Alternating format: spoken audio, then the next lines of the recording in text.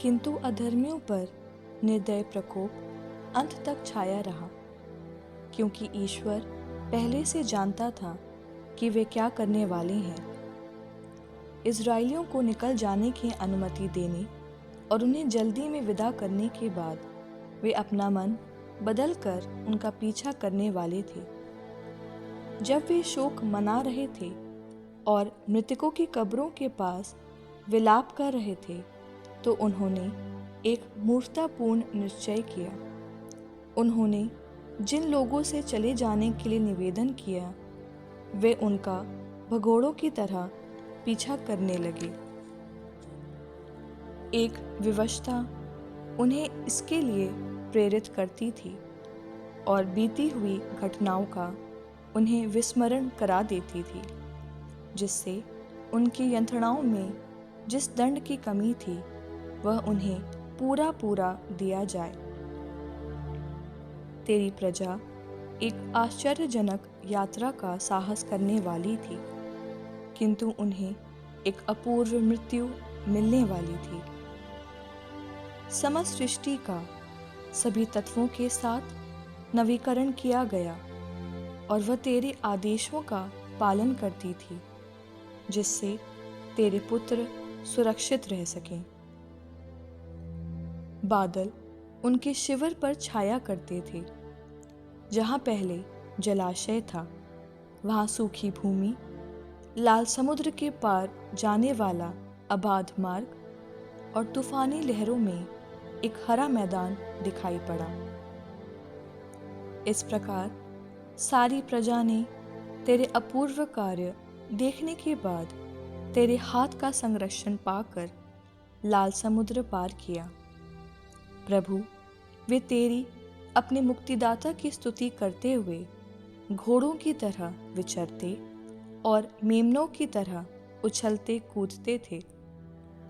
वे यह याद करते थे कि विदेश में उन पर क्या बीती थी।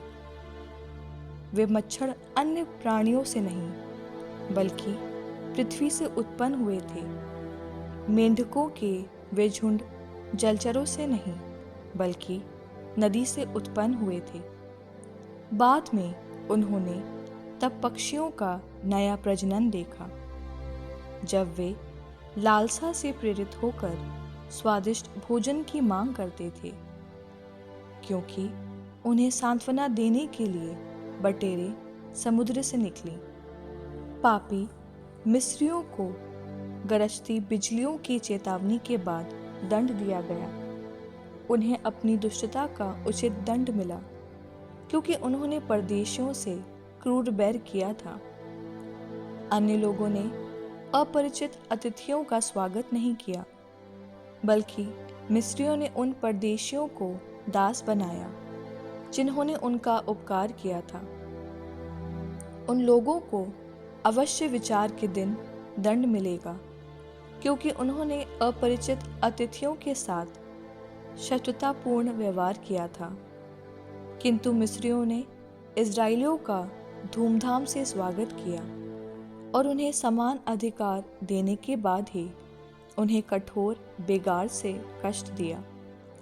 जिस तरह अन्य लोग धर्मी के द्वार पर अंधे बनाए गए, उसी तरह मिस्री भी जब घोर अंधकार से घिरकर उनमें प्रत्येक को टटोलते टटोलते अपना द्वार ढूंढना पड़ा। घटनाओं पर विचार करने पर लगता है कि जिस प्रकार वीणा के स्वरों के परिवर्तन से लय बदलती है, किंतु संगीत बना रहता है, उसी प्रकार प्रकृति के तत्वों में भी परिवर्तन हुआ, क्योंकि थलचर जलचर बन गए और तैरने वाले भूमि पर चलते थे। आग पानी में बल पकड़ती थी और पानी आग बुझाने का सामर्थ्य भूल जाता था। दूसरी ओर ज्वाला उन जंतुओं का विनाश नहीं करती थी जो उसमें आते जाते थे, और वह दिव्य भोजन नहीं गलाती थी जो पाले की तरह आसानी से गलता था। प्रभु, तूने अपनी प्रजा को सब तरह से महान और महिमामय बनाया, और तू हर क्षण और हर स्थान में उसकी सहायता करता रहा।